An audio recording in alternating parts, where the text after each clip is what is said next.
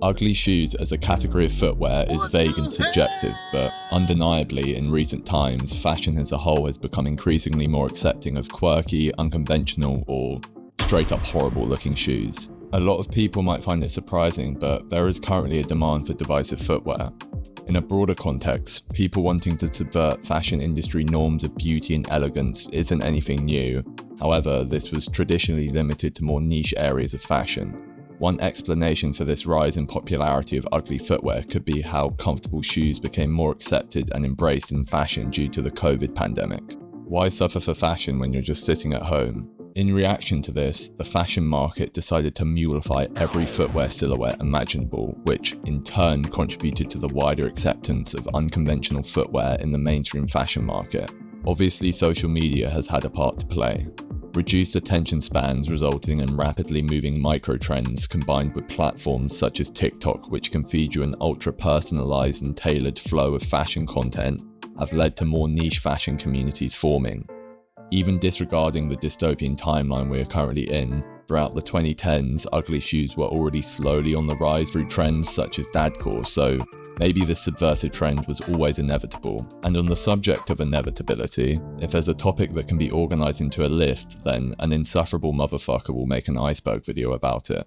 With the term ugly shoes being a bit ambiguous, especially in the context of the current fashion zeitgeist where, for a lot of people, this has a positive connotation, the ugly shoe iceberg will include a mix of tastefully ugly shoes, ironically ugly shoes, and genuinely ugly shoes. I'm assuming you know how these iceberg videos work, so let's just get into it. Crocs. Arguably the most iconic and popular ugly shoe. Despite going in and out of fashion multiple times over the last 20 years, they've remained popular due to their comfort and functionality. These weird rubber sandals have something to offer for every demographic. If you're an average Joe who just wants a comfortable and reliable summer shoe to wear to the beach, then you go for the classic Croc. If you're more fashion oriented, Crocs has done many collaborations with other brands. If you're simply after an indoor slipper, the brand offers a mule option, or you can just take your classic Crocs and flip the back strap up from sports mode and convert them into a slipper. If you're a child, you can decorate your Crocs with gibbets. However, wearing Crocs adorned with gibbets as an adult is the footwear equivalent of taking a joke too far. You're already pushing it a bit by wearing these shoes, so outwardly displaying that you decide to pay almost double to make it look like you have a toddler as a personal stylist is wild to me. But anyway, who am I to judge? There are many shoes much further down this list that I like or own that would make your average adult gibbets enjoyer gag. Uggs. The name of these says it all really. Just like Crocs, they have been in and out of fashion for decades, but at the time of making this video, these are extremely popular in mainstream fashion. Recently, the low-top offerings have been extremely sought after and consistently sold out since the second half of 2023. Previously, it was the Ugg boots that saw mainstream popularity. These were seen as part of the pumpkin spice latte chugging American white girl uniform, and from where I'm standing, the most recent trend surrounding Uggs is just the second coming of this stereotype. Fashion is cyclical and that. Skechers. Skechers has got to be the most well-known, disliked footwear brand. They were apparently cool at one point in the 90s, but since then they have somehow become exempt from the fashion trend cycle. If you wear these shoes, you're either an old person or someone who just doesn't care for fashion. Some individuals have tried to wear them in a kind of ironic way, but it never really caught on because the intention behind that style choice was just a superficial attempt at being polarizing. Skechers aren't ugly because they're provocative, they're ugly because they are vague, forgettable, and sometimes derivative. Regardless, the brand serves its purpose of offering functional and comfortable shoes for people who only desire that from their footwear. Birkenstock Arizona. The Arizonas are the most recognizable and iconic product from the brand. Birkenstock was founded in Germany in 1774, so they've been around for a while. For a long time, the Arizonas were associated with hippies, which likely came from them being sold in health food stores. These sandals were also at the forefront of the hate for the socks and sandals combo, which lasted a very long time. However, in recent times, the perception of these sandals has almost reversed.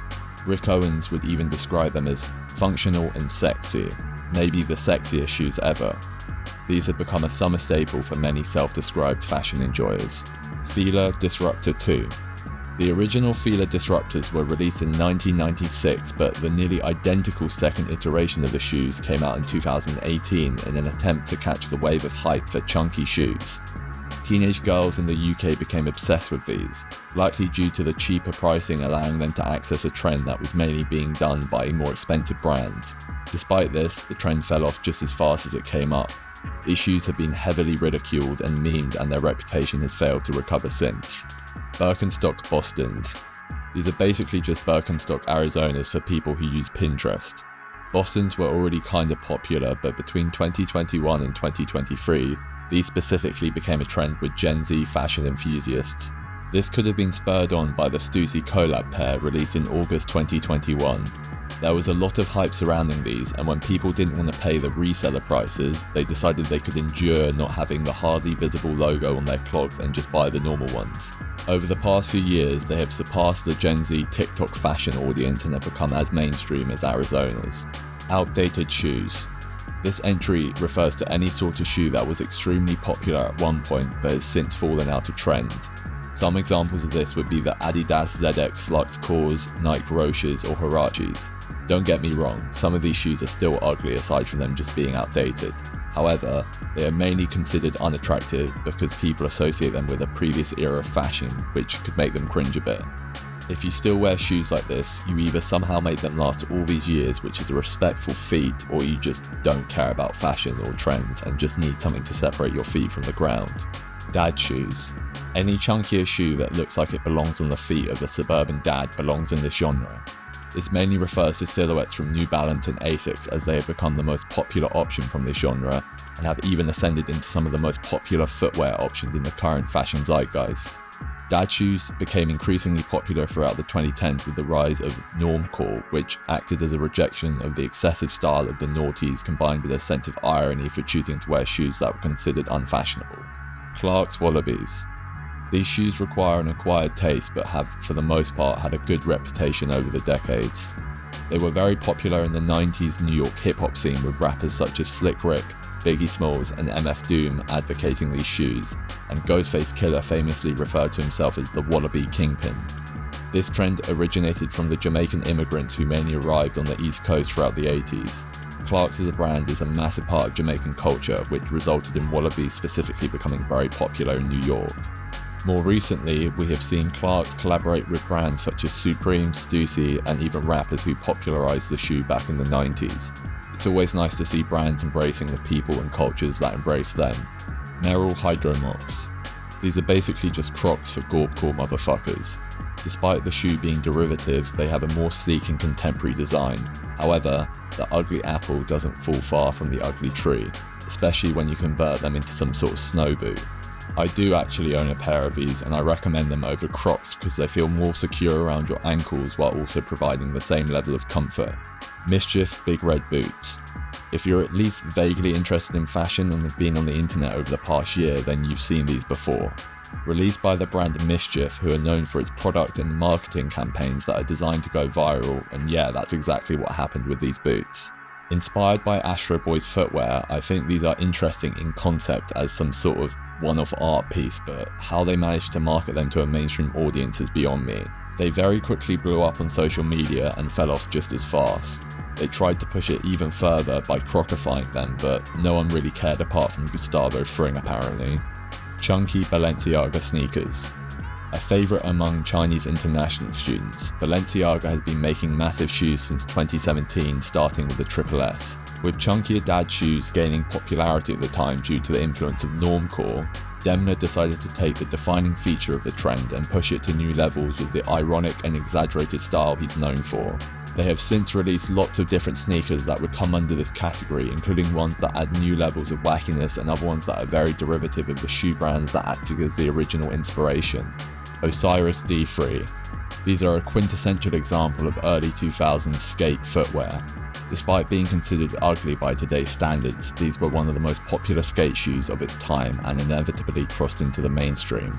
Since their creation in 2001, they have been re-released multiple times but failed to come close to how trendy they used to be. With Y2K and chunky shoes being all the rage in recent years, it would be logical to expect a comeback from the shoe, but it never really happened. I think this is largely due to the features that make the D3's chunky not being present in the modern chunky shoe silhouette. The Osiris D3s have extremely large tongues, thick sides, and are often paired with large laces. Chunkiness in modern shoes mainly come from the soles and leave the tongue, sides and laces with normal shoe proportions. Despite never getting the same hype that other Y2K classics did over the past few years, they mainly live on through niche styles and nostalgia. Hoka Aura Primo. Hoka is known for making performance-focused footwear and has seen a rise in popularity in recent years. This is likely due to people moving on from other performance-related footwear brands such as Salomon or Merrell. In response to this newfound attention from fashion-focused consumers, they decided to hop on the mule bandwagon and release the Hoka Aura Primo. The Aura line of footwear is supposed to offer very comfortable shoes for recovery after activities such as running. Most of the entries in this footwear line look like very standard sandals, so it was a bit of a curveball for them to release something so eccentric. As described by Hoka's Instagram page, the Aura Primo offers a seasonless, slip-on comfort, perfect for those seeking post-run relief with style. The ugliness of these shoes was definitely intentional, especially for a performance footwear company like Hoka. They had no business making an excessively chunky slip-on mule that has useless jumbo Play-Doh looking laces, but they did it anyway, and on some level you have to respect them for that. Margiela Tabis. This is a very iconic ugly shoe in the world of high fashion and is known for having a reputation akin to Marmite. Margiela was inspired by the original Tabis, which have been embedded in Japanese culture for centuries. He debuted his high-heeled take on the silhouette during his inaugural Spring-Summer 1989 show. Since then, the Margiela label has consistently released different types of Tabis, and they have become a staple of the brand. More recently, they have become very popular with the younger generations of fashion enjoyers, aka TikTok users, who are incapable of resisting the urge to post stuff like this to social media after receiving their first pair of Tabis. Oakley shoes. During the early 2000s, Oakley was a brand known for its wacky and outlandish sunglasses, and their shoe releases were no different.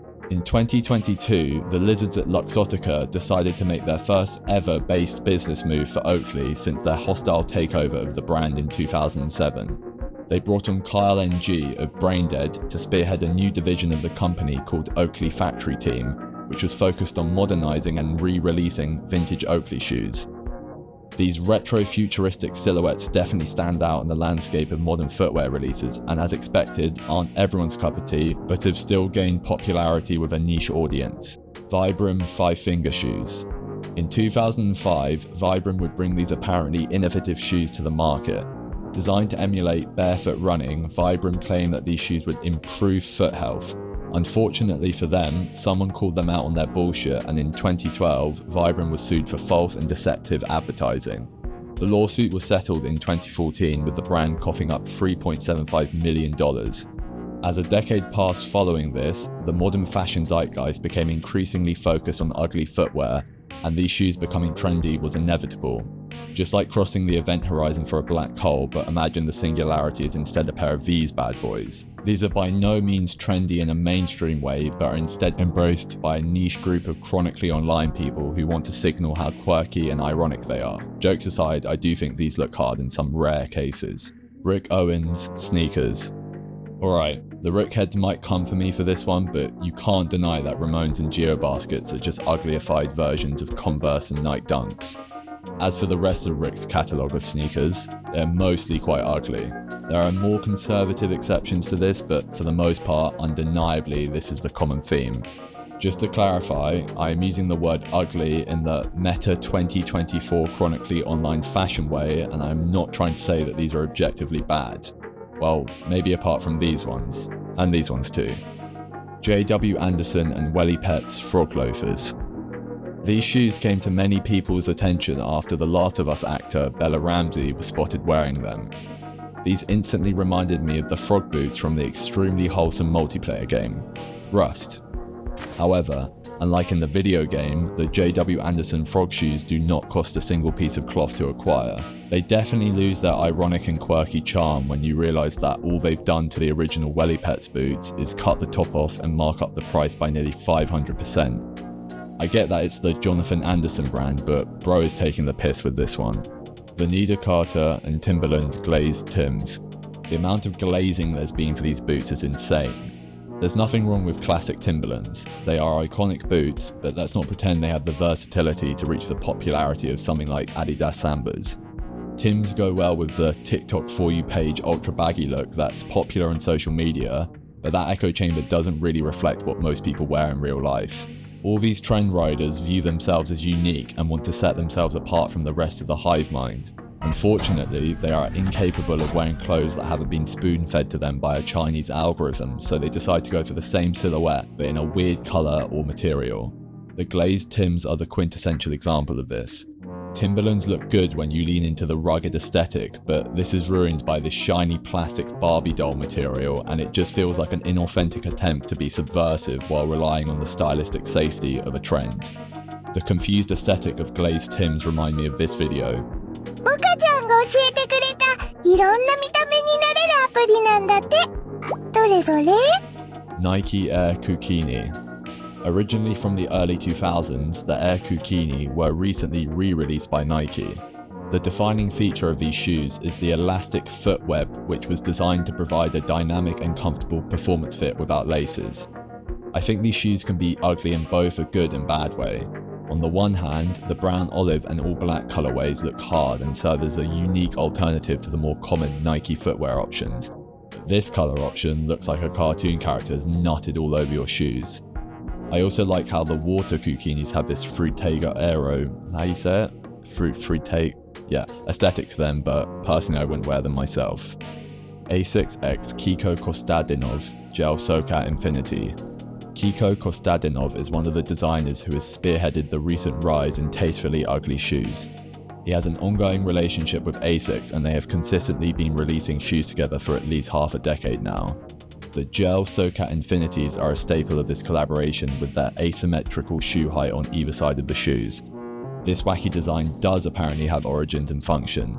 This shoe was directly inspired by the Asics Tunaki 109s, which were designed to protect the ankles of people in tug-of-war competitions. Asics x Kiko Kostadinov x Hysteric Glamour Gel Quantum Lilia. Other than slapping their name on the shoe, I don't really know what Hysteric Glamour brought to the table here. The shoe is on brand for a Kiko Asics collab, but a sci-fi almost techwear take on a trainer version of a Mary Jane shoe doesn't quite fit into Hysteric Glamour's punky aesthetic. Nevertheless, people didn't care about this, probably due to the already busy and unique design of these shoes. These are definitely some of the most hyped shoes in the Kiko Asics collaborative collection of footwear. New Balance x Junior Watanabe Man 1906 R Loafer. These shoes were unveiled during the Junior Watanabe Fall-Winter 2024 runway and very quickly became a hot topic within online fashion discourse. With both loafers and the infusion of sportswear elements into contemporary fashion being popular at the moment, these shoes were bound to get some attention, and rightfully so. They have a very interesting design. I think most people expected them to be more divisive. These shoes were received very well. This is because other brands had already been doing this sort of formal shoe mixed with techie sport or performance trainer hybrid style, so it wasn't as much of a rogue out of nowhere thing as some people initially thought. You'll see more of these types of shoes later in the video, including the next entry. Rower Loafers. This loafer hybrid was made and released before the 1906R loafers, but I don't think they took the hybridization to the same level as Junior and New Balance. In the weeks following the New Balance loafer being unveiled, I was consistently barraged with Instagram ads for rower loafers, so it seems like they were trying to capitalize off the hype a bit. If you're more into hiking and gorp styles, then these could be the shoes for you if you want to add a sartorial element to your mountainside fit pics. Rick Owens Kiss Heels. These boots are what separates the opium Playboy Carti fanboys from the true Rick heads. One of the most iconic releases from the designer, the Kiss Heels test your commitment to the Rick Owens aesthetic by making you walk with a 12.5cm heel and a massive platform which massively increases the risk of you twisting your ankles. The shape of these boots makes your feet sort of resemble horse hooves, especially with this transparent heel. The Kiss boots were directly inspired by the footwear worn by the band Kiss. The designer responsible for the band's outfits was Larry Legaspi, whose work inspired Rick's Fall-Winter 2019 collection.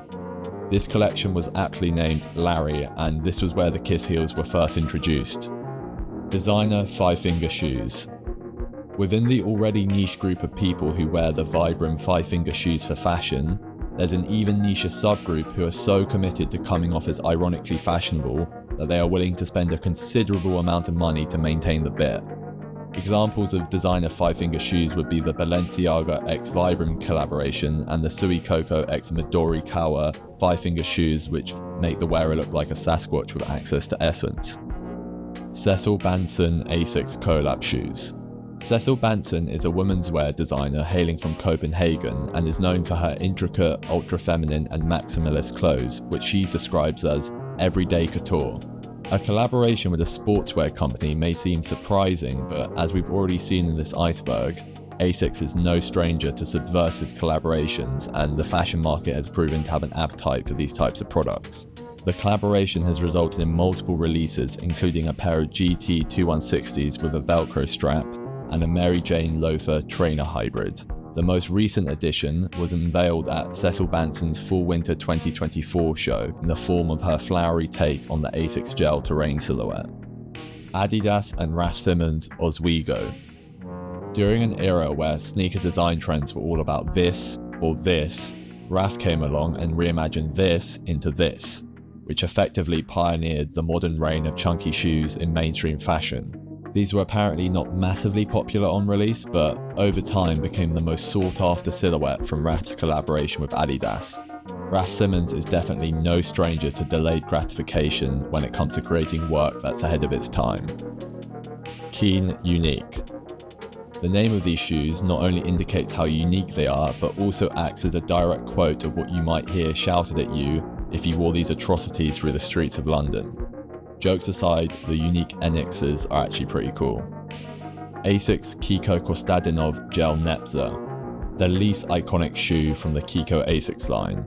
There's a reason why these go very cheap on the second-hand market. They are the genuinely ugly runt of the Kiko Asics tastefully ugly litter. I have nothing more to say about these. I'll be crying if I look like that too, bro. That's fucked up what they be doing to y'all. Margiela Glue Splash shoes. These shoes look like they were fished out of that 4chan My Little Pony jar. They understandably got a big reaction when they were released, but ultimately that's all these shoes were designed to do, get a big reaction and then fade into obscurity. According to the Daily Mail, these shoes sparked a backlash from critics who claimed they mocked poverty. Personally, I've never seen a poor person wearing cum shoes. Martine Rose Nike Shox MR4. This shoe is the absolute pinnacle of recent ugly footwear releases. It's a hybrid between a trainer and a formal shoe while also being a mule. On top of that, they come in this disgusting colorway if you want to double down on the ugly look. The wider collection that these were a part of focused on women and football, and these shoes definitely encapsulated that theme. I wouldn't wear these shoes personally, but I can recognize how impressive and original the design of this shoe is. It's no surprise that Martine Rose is currently one of the most talked about designers. Nike Air Rift. Debuting in 1996, the Nike Air Rift sought to take advantage of the more natural and free movement that the Japanese tabi pioneered and apply that to a running shoe. In 2024, these have started to gain popularity as a cheaper alternative to Margiela Tabis, while also fitting in well with the current trend of wacky sportswear trainers. Fugazi Tibet Mules. These are pretty much a chunkier version of Birkenstock Bostons that have ironically been converted into the style of a vintage hiking boot.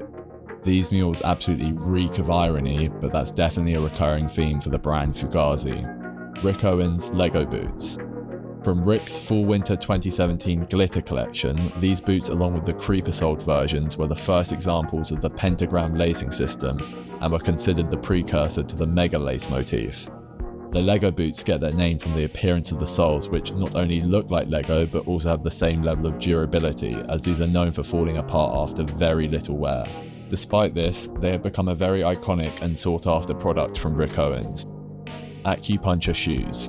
Acupuncture started as a Soho-based shop in London.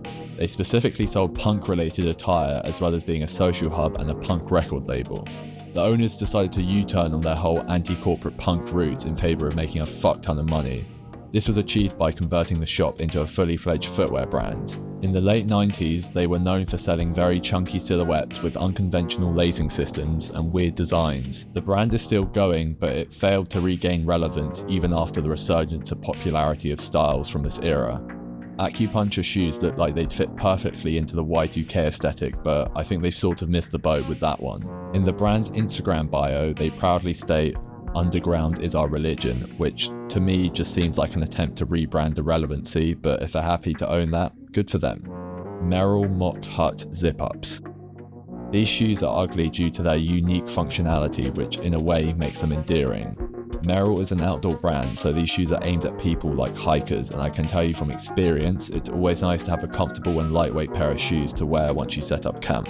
Most people go for options such as Crocs or hyrdomocs, which, like the Mock Hut zip-ups, can be externally attached to your bag, which is nice for saving precious bag space. However, if it's been raining, these shoes can get wet without a bag cover, while the zipped up Mock Hut will be dry and ready to welcome your stinky, blister-covered dogs after a long day of taking Gorp fit pics.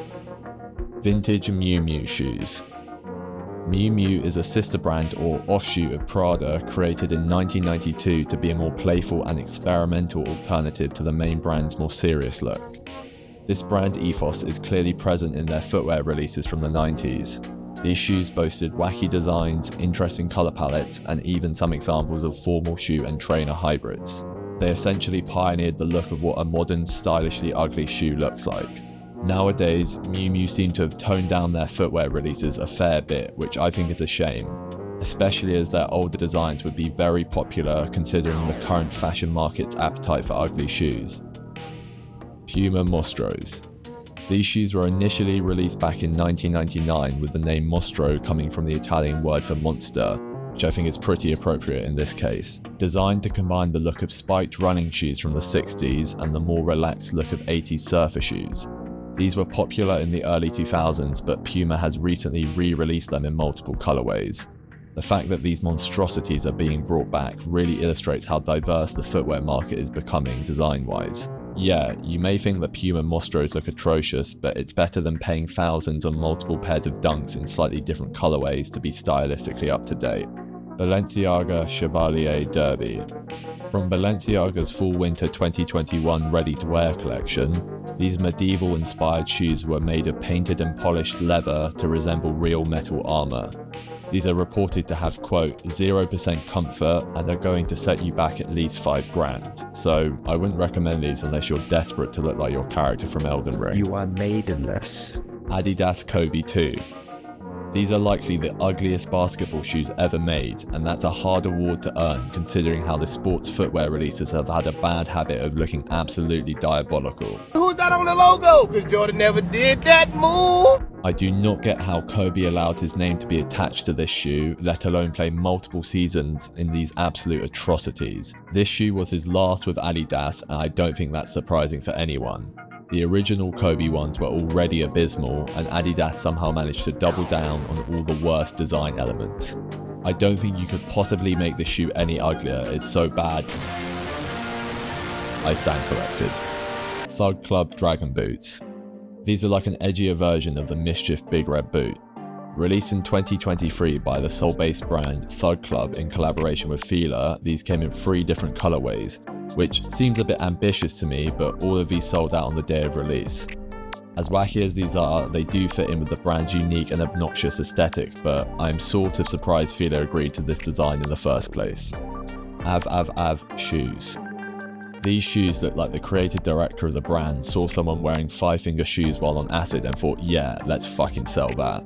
These grotesque boots are definitely made with shock value in mind, but that's basically Av's whole brand identity. Not only did the brand make high-heeled ones, but they also made these, which I'm unsure can even be described as heeled or platformed. Carol Christian Pole Drip Shoes. Drip rubber coating is a signature technique of the designer Carol Christian Pole. His no-seam sneakers are the most known examples of this design feature, but he has also released rubber drip versions of his other footwear silhouettes. The drip feature is achieved by dipping the shoes in liquid rubber and hanging them to dry, which forms these drips which fall off after very little wear, but apparently you can send them back to CCP to have them re-dipped. Fishing for Scale Duck Oxfords. These weren't just a concept item, they were released in multiple colorways earlier this year by the brand Fishing for Scale, which is known for its very playful and almost ironic clothing releases. This brand is a masterclass in making original and well-executed products while not taking itself too seriously. Puma Mikoshis. These shoes were designed by Ray Horacek, who was inspired by the Jika tabi worn by people carrying Mikoshi shrines during Japanese festivals. Unlike Margiela, Horochek decided to focus on the canvas material upper as a reference rather than just the split toe. Western designers are the original weaves, and that hasn't changed at all over the years. I mean, just look at the new Yeezy pods. They are literally just Margiela Tabis minus the toe split. Anyway, the Puma Mikoshis features this ziggy-zaggy sole that I have never seen anything like before. For something that references a traditional shoe with a long and rich history, I think it was an interesting choice to go for one of the most unconventional sole designs. Archive Puma Collaborative Designer Shoes. Despite collaborative shoes being some of the most popular footwear releases in recent times, Puma hasn't really been at the forefront of this hype when compared to other brands such as Nike, New Balance or Asics. Many people would be surprised to find out that back in the early 2000s, Puma came out with some of the craziest collaborative shoes with multiple designers. The first notable collaboration was with Jill Sanders, which started in 1998 and resulted in multiple silhouettes, including these weird kind of heeled spiky platform shoes which were released in 2004. The heels remind me a lot of the Mikoshis, which were also released in the same year. At the same time, Ray Horochek was the chief designer at Puma, so maybe he had a hand in the design of these soles, but I don't know that for sure. Unsurprisingly, Horochek also worked very closely with Mahara Yasuhiro on his long-term collaboration with Puma, which saw the release of some very unconventional looking footwear, especially in the early 2000s. There are a lot of sample shoes from this collaboration floating around on the internet, so if you want a pair of obscure and wacky shoes that you know you can gatekeep forever, then this is probably your best bet.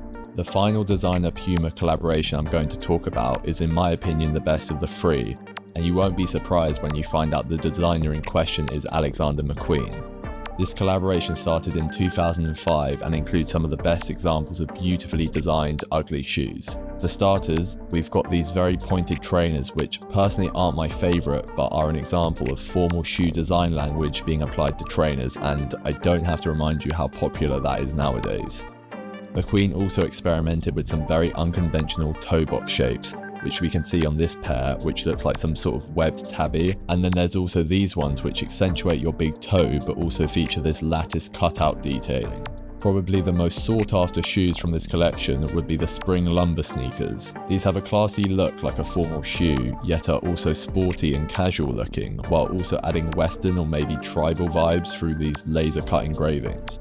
These elements all contradict each other in such a cohesive way, or at least that's just my opinion. Even with some of the more simple shoes that have come out of this collaboration, they still manage to include some crazy design features. For example, look at these shoes. They seem like any old run-of-the-mill basic pair of Pumas, but then you turn them over and bam! What business does a sole that looks like it was designed by H.R. Geiger have being attached to such a vanilla-looking upper? Rick Owens Spring-Summer 2009 covered wedge boots. I know Rick does some weird shit, but these are just not it. They kind of look like a flaccid version of the inflatable boots in his most recent collection. I feel like saying a high fashion product makes someone look like they are wearing a bin bag is a very cliched boomer take, but in this case it's absolutely true. Amit Beitar Fall Winter 2010 boot bags. Ignoring how atrocious these look, at least they are multifunctional. These are both footwear and an accessory. The designer claims that these boots were inspired by the David Lynch film Mulholland Drive. Unfortunately, I can't tell you what the exact reference is as I haven't watched this very confusing film in over 5 years. But yeah, I don't know, something like this happened I think.